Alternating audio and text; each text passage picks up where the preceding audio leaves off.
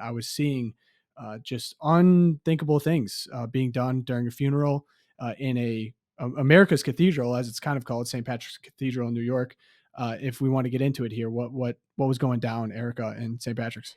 Yeah, so I was also shocked and just I spent most of the weekend fuming because there was a funeral service held for an atheist LGBTQ plus three spirit activist, Cecilia Gentili. The planners decided, oh, this is a great opportunity to take over one of the icons of the American Catholic Church and host a celebration of life. I wouldn't even call it a funeral service.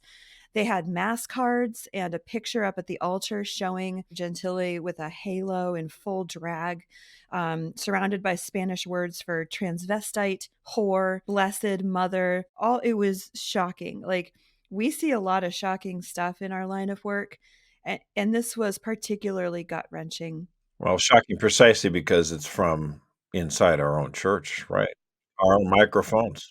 Right, our own microphones, our own I don't even know if this was our video streaming. The whole thing was live streamed, and you can see there the footage. There's over 1,000 attendees, many of them in full drag. And throughout the service, the hymns were interrupted by shouting calls for quote gender affirming care, hateful comments against the Catholic Church. It was it was a full hour, almost an hour and a half of this going on inside the cathedral. And yes, I am speechless when it comes to this. For me, one of the most heart-wrenching moments, again, an attack on our Blessed Mother directly during the cantor got up and he starts singing the Ave Maria, classic funeral hymn. Starts singing the Ave Maria, and a man dressed as in woman face gets up and starts singing Ave Cecilia. They changed the word to Cecilia and called her Saint Cecilia, you whore of horrors, in the speech that you see there. And the man singing the Cecilia chant in the place of Ave Maria starts dancing up and down the aisles. And I I know that this was an attack and that, the story right now is that they deliberately deceived the coordinators at the cathedral. But you see right there, there's a man in a cassock, there's the cantor, and they just keep going. Like, they played out the whole service. And I'm watching this thinking, why are they still going? Why didn't they stop? There was a priest talking about, like, this is the most turned out I've seen this place since Easter.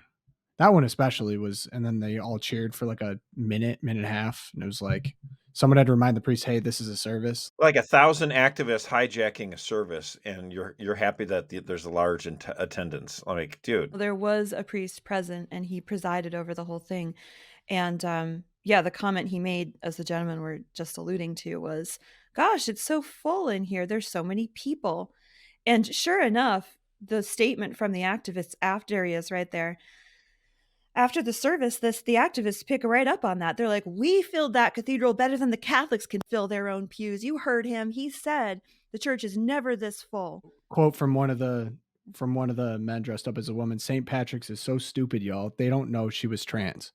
So to get back to the beginning of the story, though, St. Patrick's side of the story is that they said they were deceived. Someone wrote in and requested a funeral service for a Catholic. They did zero research, apparently. I mean, it seemed like they didn't Google at all what was going on.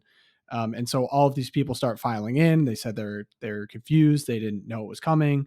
Obviously, nothing done to stop once the train was rolling here. I mean, the only tiniest little thing I would say is thankfully there was someone who informed the priest this will not be a mass. That would have been a higher order of, blasphemy if it had been an actual mass. It was still, I'm not saying that to excuse it. It's horrible and, it should not have been at all, but at least it was not a mass at the tiniest little thing, I would say. I don't even call it a victory per se, but at least it wasn't a mass. I think people are upset because we've seen weak leadership. And until we get some Catholic clergymen to actually say it as it is, we're just going to continue to get duped like this.